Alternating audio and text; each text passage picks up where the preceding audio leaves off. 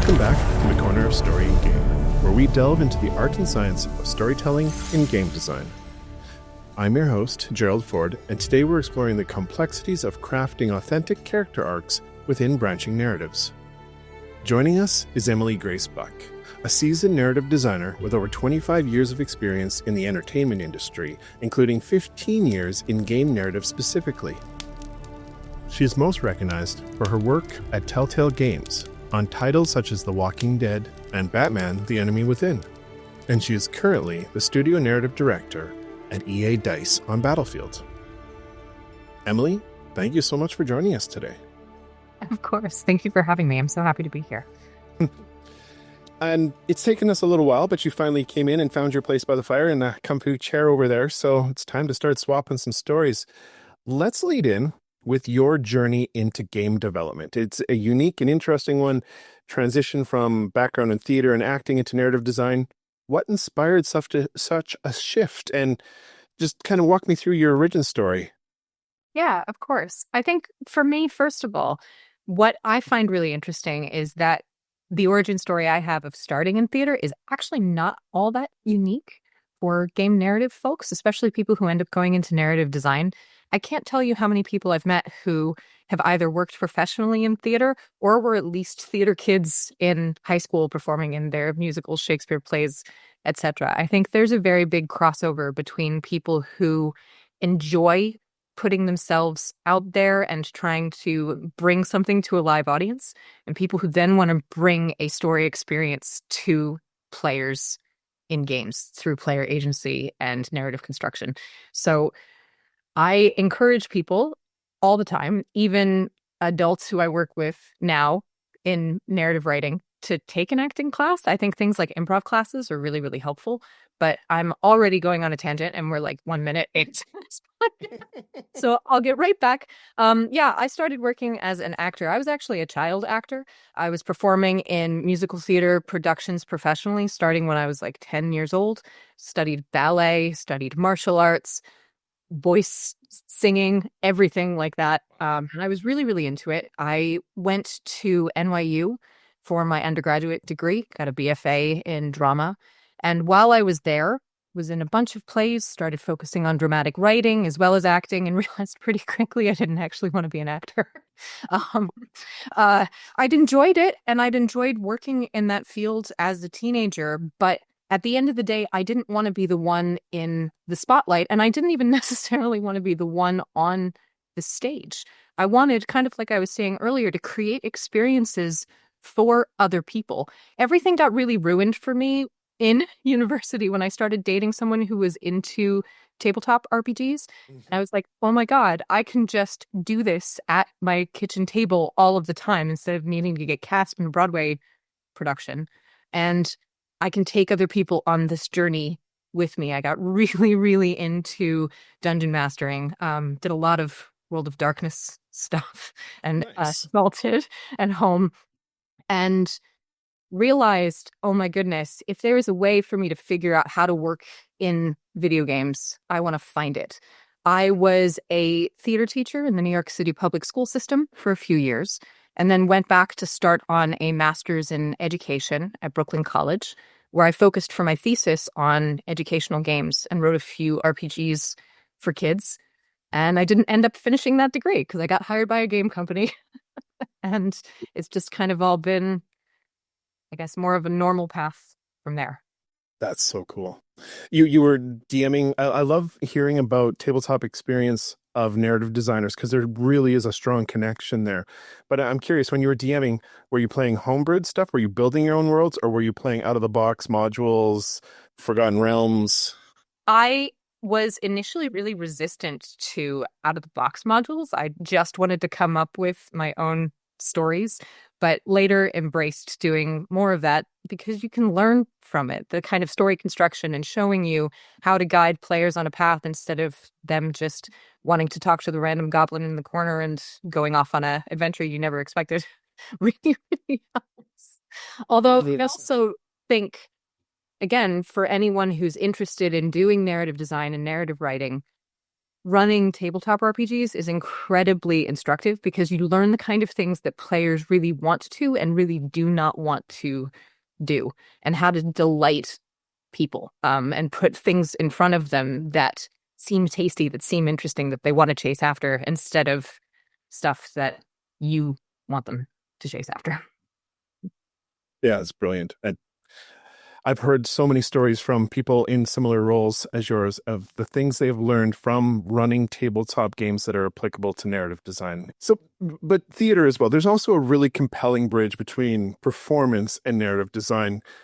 Can you think of an example where your background, your experiences on stage or behind the stage have impacted the work you're doing in narrative design and game writing?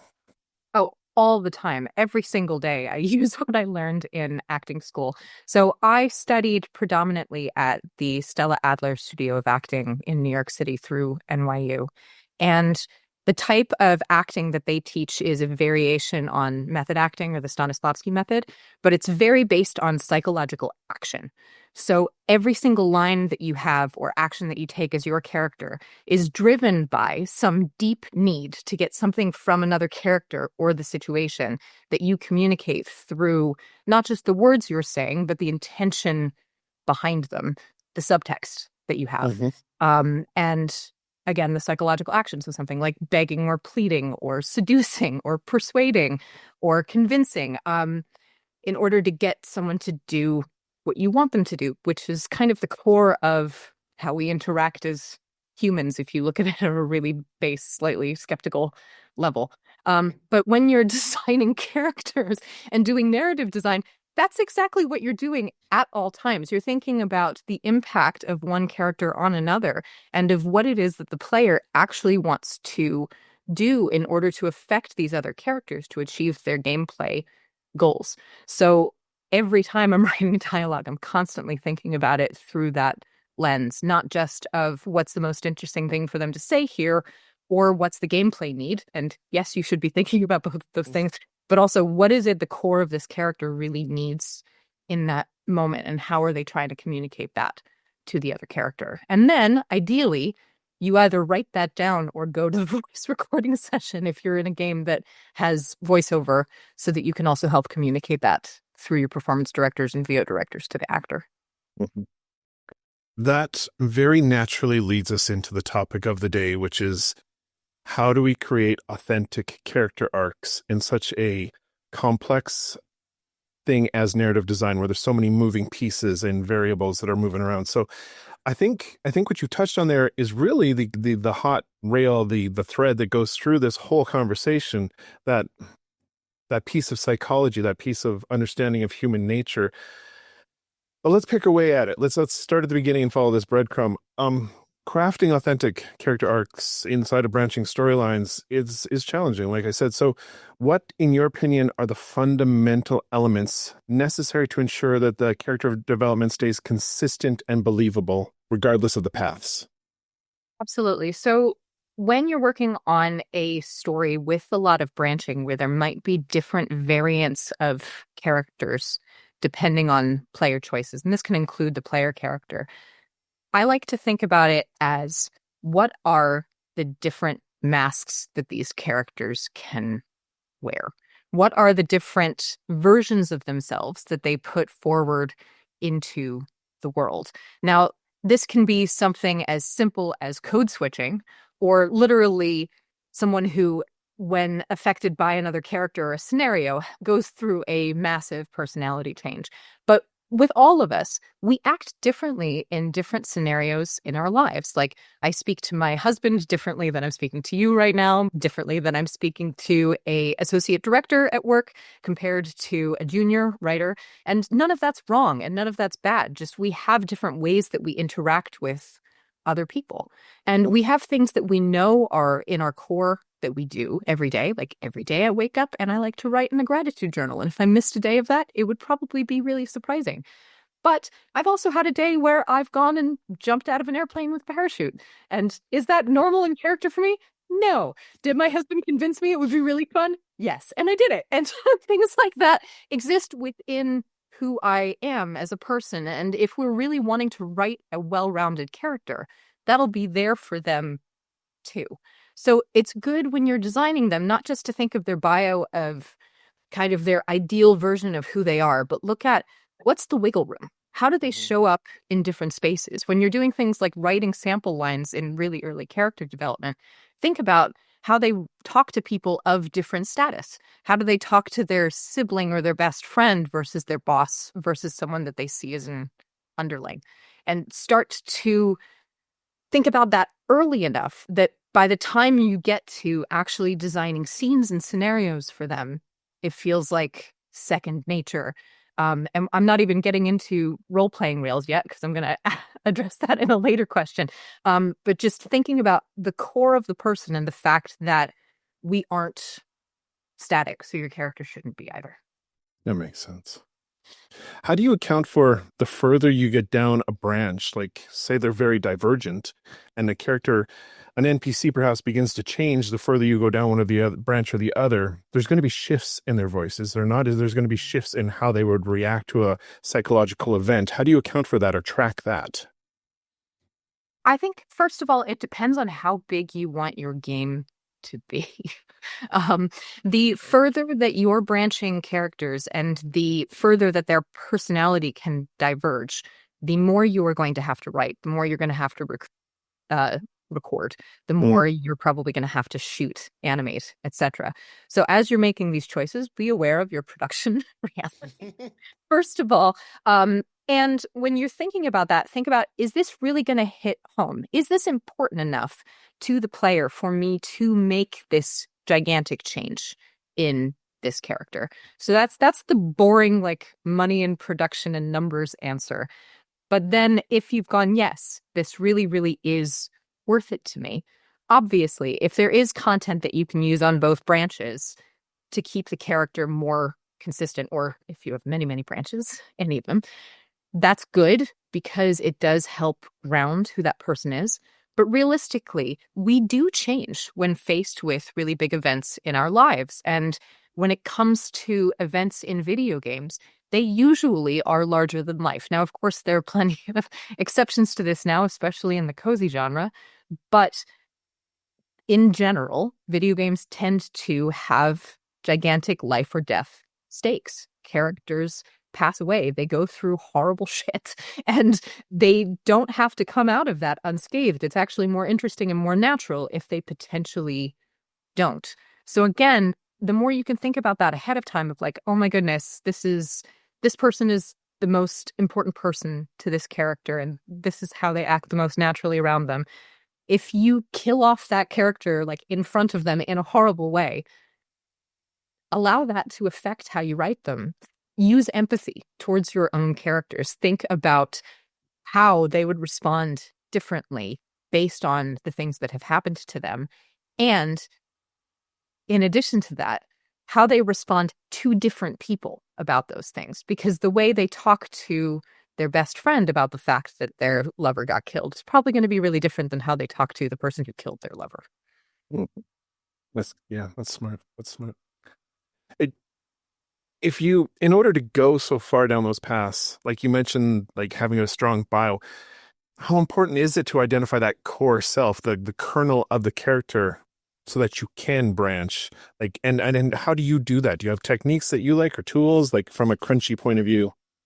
Yeah, I do. And I've done different things on different projects I've worked on just in order to kind of get that feel of the project. I've used everything from like, oh, they're kind of like this animal, to this is their Myers-Briggs personality type, to here's a cocktail of like 3 characters from films that I love that make up this person. One thing I almost always do, like I said, is write out sample dialogue early for these characters. To really think about the most heightened and most casual moments for them and how they'll respond. But also, as you go through a development process, it is reasonable to allow your characters to change and to evolve. And if you do learn something interesting about them, trying to take them down one path, it's okay to go back and reevaluate who they are before they went on that path, and maybe even how they go on a divergent branch. This is where I'm going to start to talk about Rails. So even without having gigantic branches, again, people have different ways that they respond to things in certain moments. And a lot of narrative designers use the concept of role-playing rails. If you're going to have multiple choices for a character or for ways that another character responds to your player character based on their actions or their scenario or the overall setting of the game. And those rails should be things that you can consistently rely on throughout the project. When I worked on Batman at Telltale, we had rails that we always looked at for possibilities of what Bruce Wayne or Batman was going to say or do in certain scenarios. And I like to use this example because most people know what Batman is, so I don't have to bullshit things about a character that none of you have played or seen before.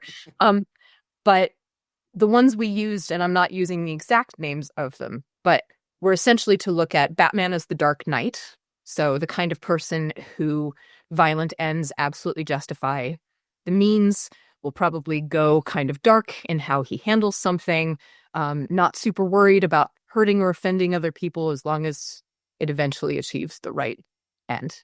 And then we had Batman, the greatest detective, the one who was really interested in trying to solve crimes and look through evidence and like working with the police, doing that kind of thing. Also the hero of Gotham, the one who was like the good boy, right? Of yes, we're going to do this, but we're going to do this the right way. And I'm going to try and save everybody in every scenario, no matter what. And then the other one that we occasionally pulled in was like Batman 66, the version of Batman that's, you know, kind of fun and goofy and willing to do something a little bit sideways, maybe leaning more towards something the Joker would do in some scenarios because it's kind of kooky. And knowing that these were all understood variants of this character allowed us, when we came up with dialogue options, to go, oh, like if we were stuck on trying to think of something in a moment, we could go, okay, well, I've got one that feels kind of dark and violent, and I've got one that's really goofy. Oh, okay, maybe there's one that's kind of techie that I can lean into for this other thing. And to use that as a guide rail when we were designing choices and moments for that character. And you can do that with all of your characters. Again, the more you plan that, the easier it is to fall back on it. If you know you have a person who tends to, I'm spitballing, so stay with me. If you're designing a character and there's somebody who leans into people pleasing sometimes, but also when they're upset can be like really, really short and direct with people, and you know that about them before writing a scene, then in moments where you need something to diverge, you can go, oh, okay, I already have these tools at my disposal. Which one's going to happen based on what my character's choosing to do? Mm-hmm. That's a powerful tool. Like, I can see the obvious use, maybe not obvious, but the very strong potential to use that in branching narratives. But would it also be, like in video games, we go to fantasy worlds, we go to science fiction worlds, we travel through time. Would those rails also be useful when maintaining authenticity in such weird circumstances, like that we normally can't imagine, like shifts in time, for example, jumping through time, that would allow you to maintain, okay, even if this character is suddenly thrown back to the 1700s, this is still who they are at their core? Yeah, I believe so. Absolutely. That's certainly how I've approached things when working on projects where there is more fantastical elements or there is magic. You know, you really have to look at what is normal in this world and what is normal to this character. Because for them, that may be something completely blasé. They might jump time 17 times a day and it's fine. They might see death 17 times a day and it's fine. Or they might have never done either one of those things before, but it's not going to change who they are as a person in their deep core. It's going to change how they react to things. And I think that's an important distinction. Where did you learn that tool? Where did you pick that one up? It says that's so cool. So a lot of this developed when I was working with the other narrative designers at Telltale. That was honestly a brilliant place of work because there were so many of us in one space doing the same kind of work. And every game that we made, we had data of how players chose on every single choice and how they chose across playthroughs, even things like how often they would go back and replay certain episodes, very infrequently. By the way, most players only played things once. They were happy with their choices and then just never did it again. But also data from reviews on whether people could feel that they were on branches, whether it felt meaningful to them. And I think the most fascinating piece of information I learned from all of that, which helped me develop some of this theory, is most of the time, players will assume that what they're seeing is not individually tailored branching content unless you obviously show them through AI or very on-the-nose writing that what they're seeing is related to their choices. If you are writing too smoothly, they will simply assume that they're seeing what everyone else is seeing, even if they are on like a branch within a branch within a branch that only 2% of people see. That's crazy. So you actually have to like write worse or the screen in order for players to understand that the game is as intelligent as it is. Or you can just actually make the game slightly less intelligent and save money and design something simpler, and the player will probably not know any different and be just as delighted. I'm so sorry to break everyone's hearts by saying that, but it's not a bad thing because it means you can then invest your time into things that players are really going to feel instead of looking at tiny variations that are not going to make much of a difference to the experience. I love how you have a holistic point of view where it's not just art. It's not just I love and passion, but you're also, okay, well, hang on, let's look at the business side and let's look at the resource management side. And we've only got so much time here. Let's not scope creep. And like, I love that. That's very important. Thank you. That's definitely developed over time. You know, I'm now directing a major project and I have a narrative team of about 20 people on a project team of over 1,000. So when you look at what we can do, yes, a lot of it's led by passion and excitement, but a lot of it's led by absolute realities of what's going to get done and when. And when you're working on really big teams like that, you have to be cognizant of it because any choice you make is going to affect hundreds of other people in what they're doing with their days for the next few months. And so yeah, being economical about it is a really, really good idea. And I think, like I said, too, can lead you to make interesting and exciting design choices. I don't look at that as a restriction on my creativity or on my ability to create a story. It's more like, okay, I've got my box. Now, how do I fill it with the best shape possible? Constraint breeds creativity. I've heard that many times now over the last few years doing this. So that makes sense. A lot of the things that you're saying also, they tweak the part of my brain that studies psychology. There's a lot of psychology involved in what you're talking about. Have you studied psychology? Have you read books? Did you take it in school as part of your education? Like, where are you picking those pieces up from? I did. I've always been really interested in psychology. I took classes in high school and in undergraduate. I still like reading psychological books, self-help books, business psychology types of books. And I will be honest, I am a longtime therapy attender myself. Yeah. Too.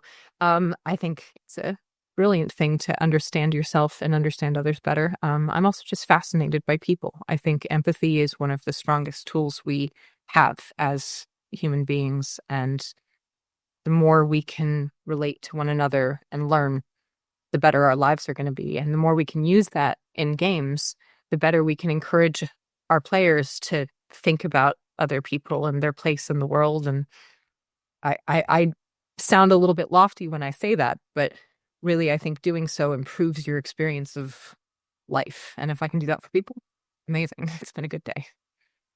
I love that. Same page. Love it. Okay, I'm going to take this wonderful, fun conversation we're having and steer us into the dark, dark woods. Do it.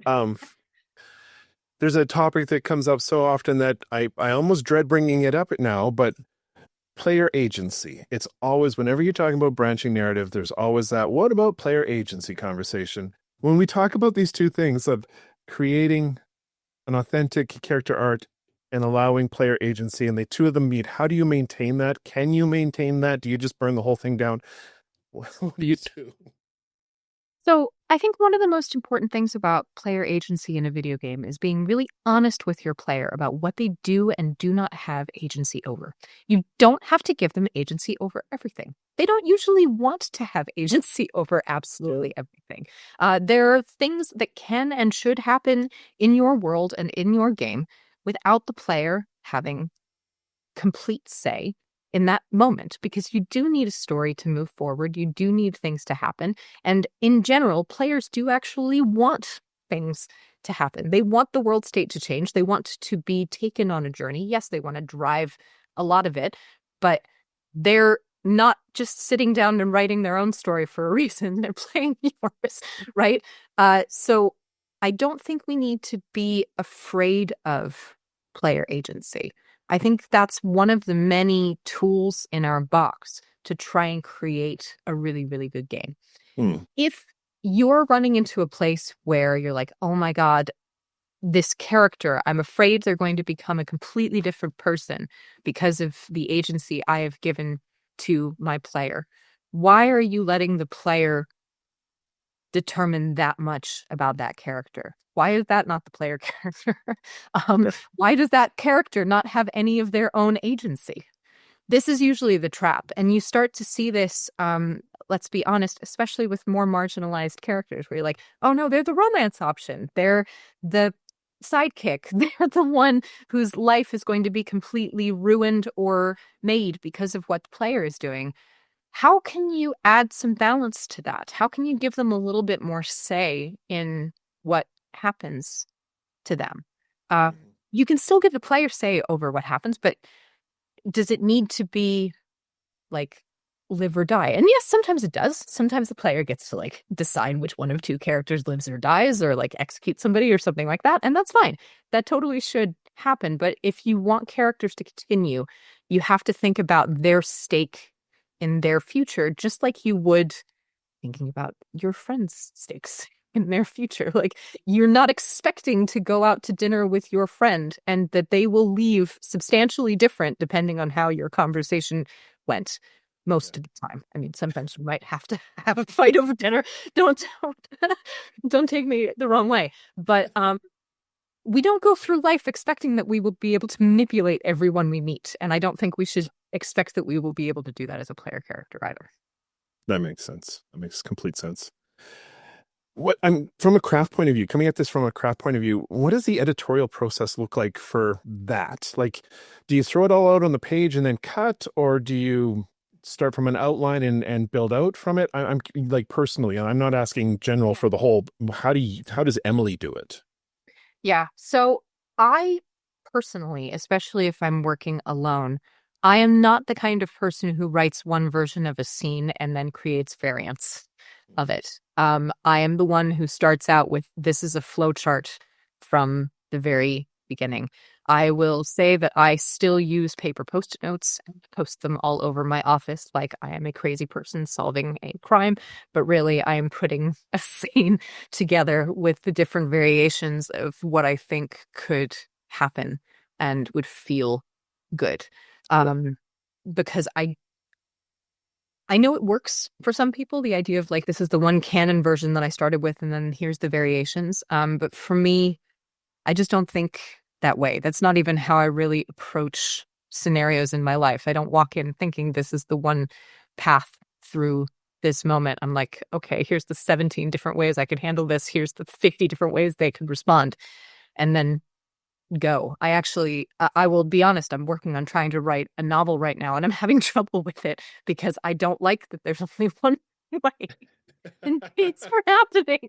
And obviously I know that that's just how this works, and it's not my first time writing linearly, but I get mad at it because I'm like, it would be really interesting if you could do this here. And yeah, my brain's just wired that way now.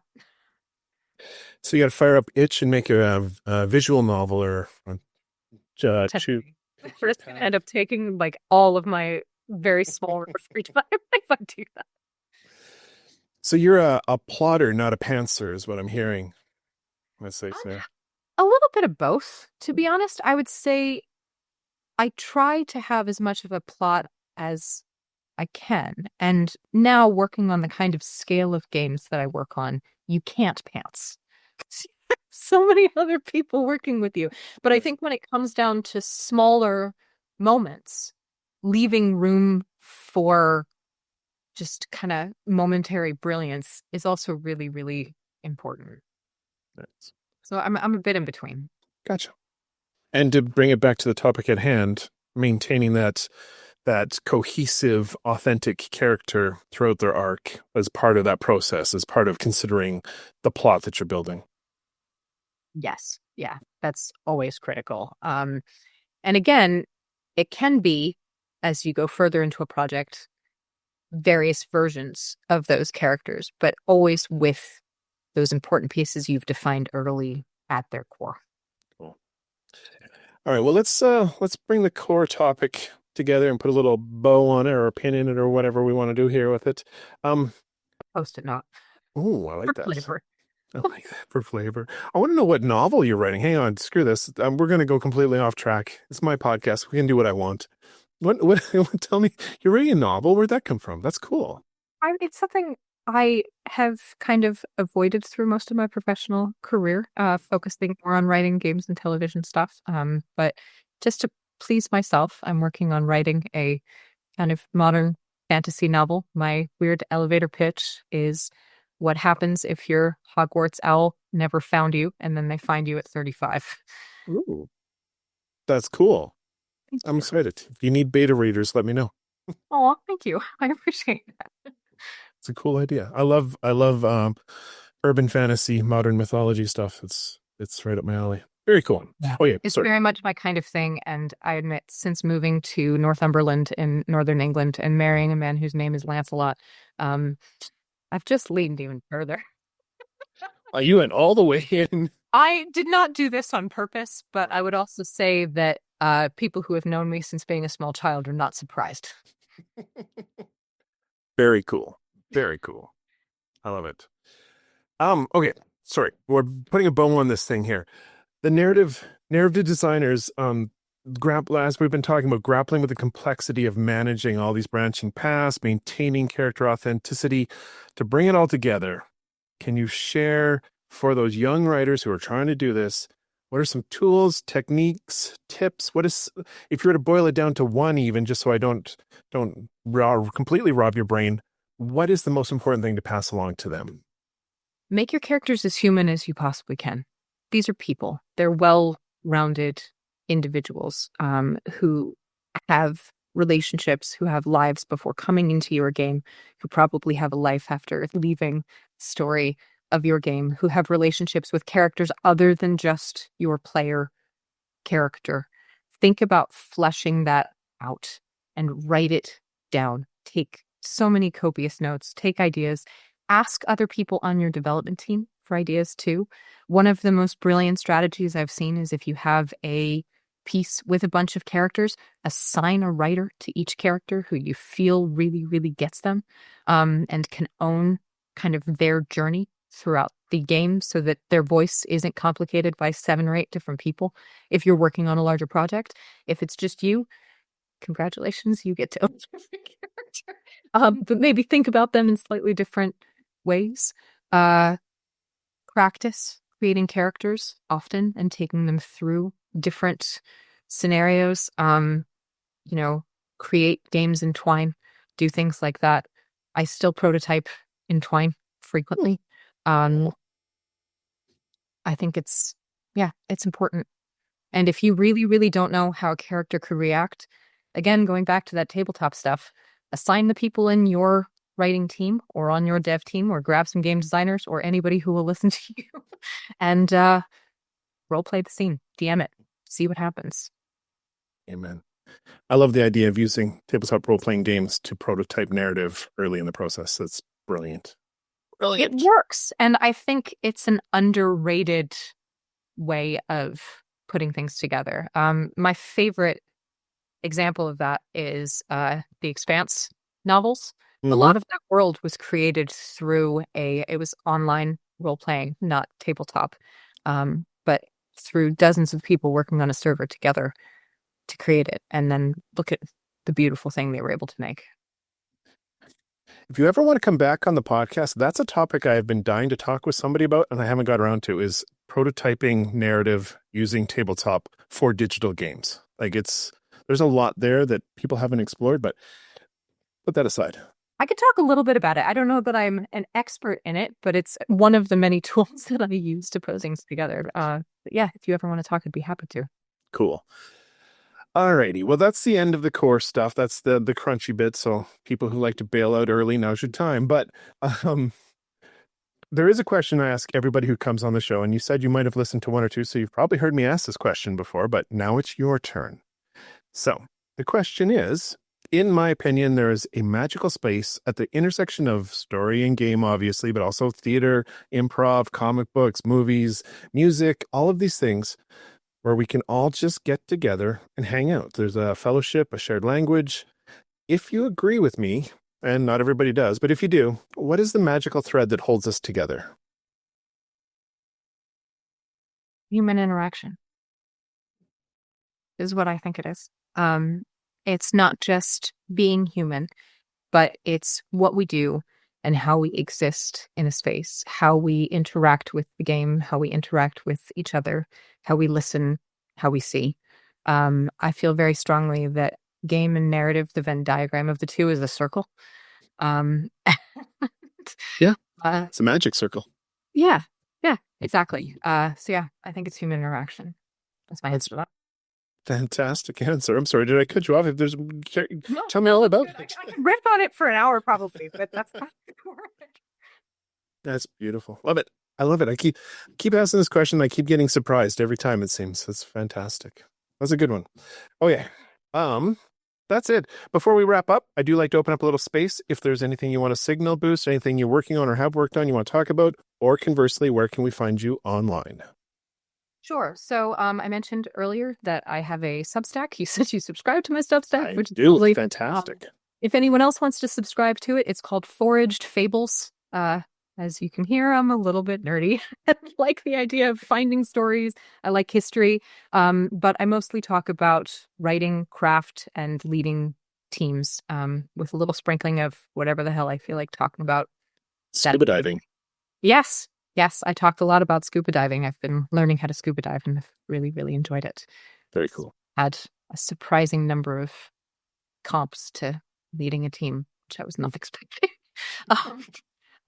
Also, if you are interested, I am currently the narrative director on Battlefield, and we have more Battlefield coming your way. We have something open called Battlefield Labs right now, where if you are somebody who likes Battlefield, you can sign up to be let into small, closed user playtests of upcoming Battlefield stuff that I can't tell you exactly what it is or what it's for yet. But yes, we are making more Battlefield, and yes, it is playable by small sections of people, so you can apply to be one of those people. Please do, if you're interested. Cool. That's it. I'm going to push you out the door into the cold. But on your way out, do you have any parting words of wisdom for us? First of all, just thank you so much for having me on this podcast. I know it took some arranging for us to make this happen, so I'm really glad to be here. But for everybody who's listening who is interested in a career in game narrative, because games have spoken to you, because you want to tell stories, I know it's really hard out there right now. The job market is horrendous. Like, let's be perfectly honest. And there are a lot of people who want to do what you do. But don't stop doing it. Don't stop making games. Don't stop leading tabletop sessions with your friends. Don't stop writing. Don't stop doing what makes your soul feel alive. Even if you aren't in a place where you can do it as your full-time job, nourish that part of yourself. You deserve it, and we all deserve to see what you bring to fruition. And that's a wrap for another episode of The Corner of Story and Game. A heartfelt thanks to Emily for sharing your insights on crafting authentic character arcs within branching narratives. And to you, dear listener, I hope today's discussion has provided you with a deeper appreciation for the complexities and artistry involved in narrative design. If you enjoyed today's episode, don't forget to follow the podcast on your platform of choice, leave a review or comment below, and hey, come join us over on Discord and let's keep the conversation going. Until next time, keep telling stories, playing games, and creating worlds worth getting lost in. Stay safe out there, Wanderer. Your chair will be ready by the fire the next time you stop in at the corner of Story and Game.